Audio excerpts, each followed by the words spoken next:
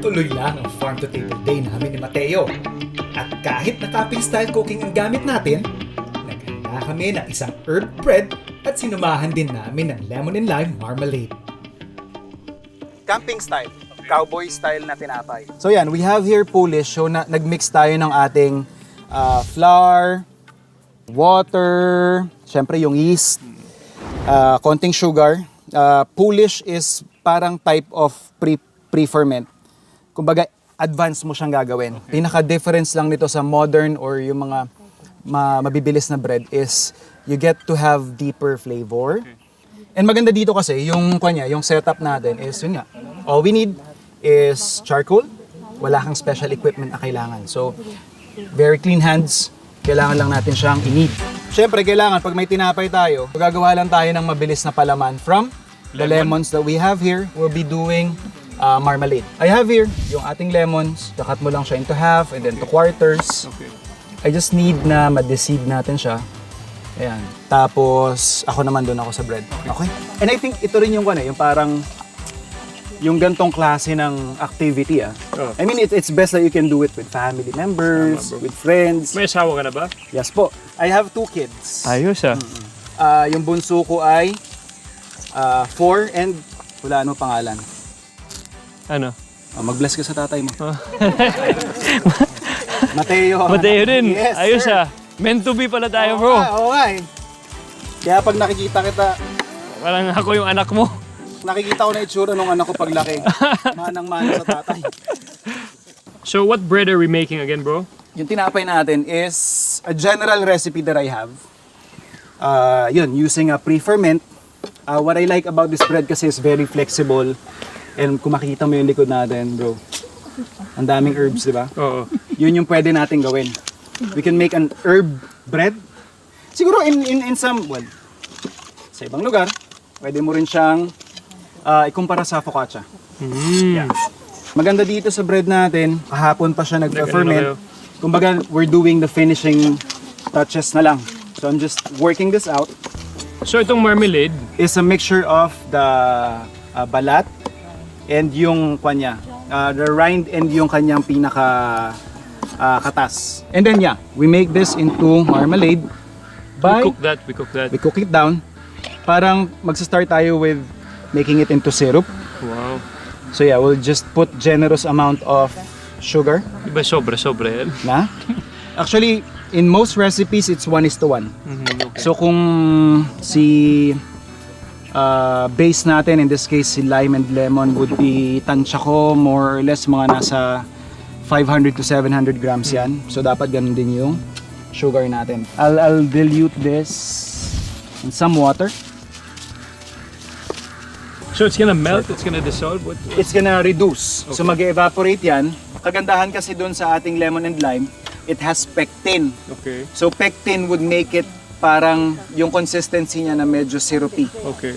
So yun, magandang na para siyang nagje-jelly pag na lumalamig. And then, if you're gonna do it at home, you don't wanna reduce it too much. Kasi, ang mangyayari, as it cools down, mas kakapal pa. So, baka hindi mo na siya ma-spread.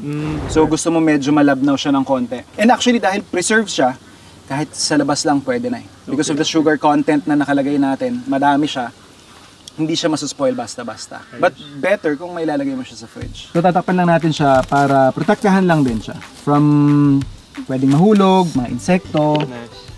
And para mas maganda yung proofing niya. In a way kasi ma-maintain niya yung temperature sa loob. So, mas mapapabilis yan. You wouldn't wanna put it over your fire. Siguro dun lang sa area na hindi siya directly maiinitan.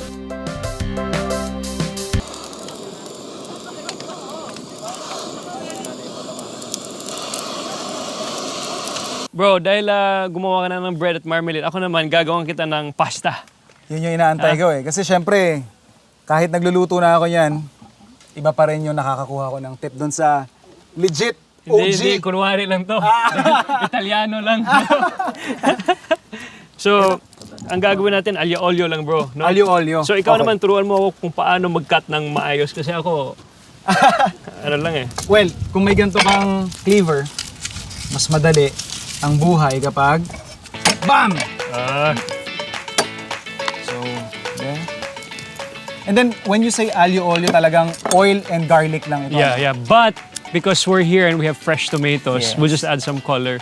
And then, syempre, in the back, we have a herb garden. We'll add some, basil. So, we like to make pitas na basil. Nice. Super bango. Hmm? And it's best talagang mapitas mo galing sa farm mo mismo, tapos tatak mo ka talaga sa kusina. So, let's go check it out. By doing that, in a way, parang nai-enhance mo pa rin yung traditional, typical, well, supposedly medyo on the boring in the color sense lang Pero ako, paborito ko yan, aglio olio. Oo. Tapos, syempre, nasa Pinoy style tayo. Pinoy style yung pagluluto natin, sir. di ba? Ayos.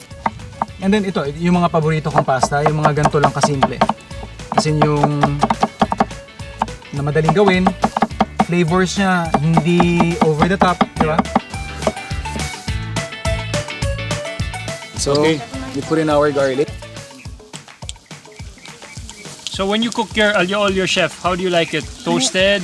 How do you like it? Ako, mas Not masyado. bet ko si hindi masyado. Actually, on the undercooked.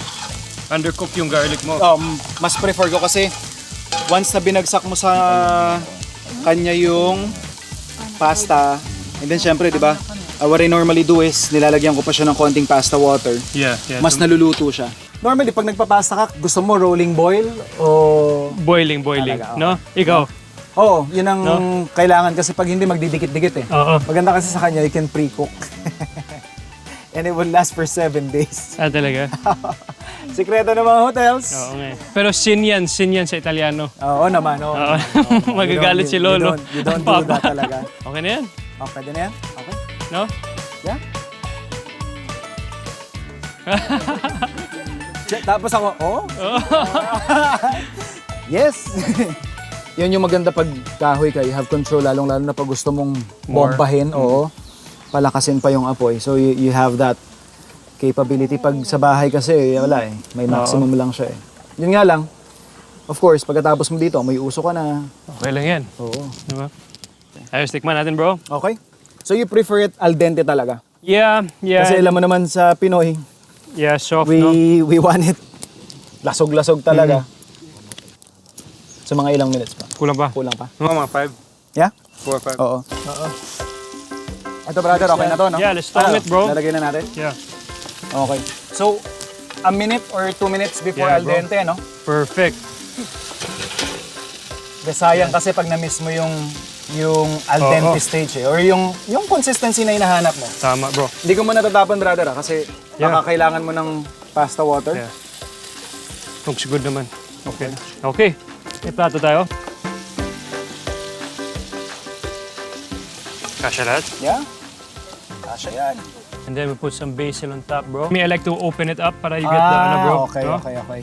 You get the nice, Kasi kadalasan, when you chop it up sa board, doon napupunta sa board yung lasa. Yung no? lasa, no? Alright.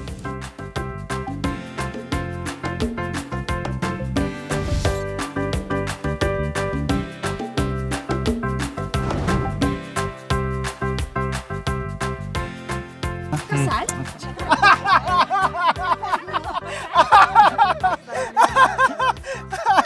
Sorry naman. Yan yung First vibe. time, 1 year kasi walang 1 year. Oo, ayan.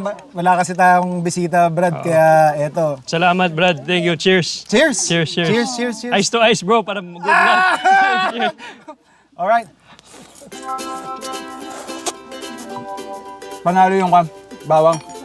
Ayos. Da, pero biro. Good. Good call din dun sa tomatoes. Good call. Ayos. Hindi, okay na ako dun sa seasoning. Perfect. Yeah. Ayos. Thank you. Thank you, bro. I'm excited Salamat. for yours also.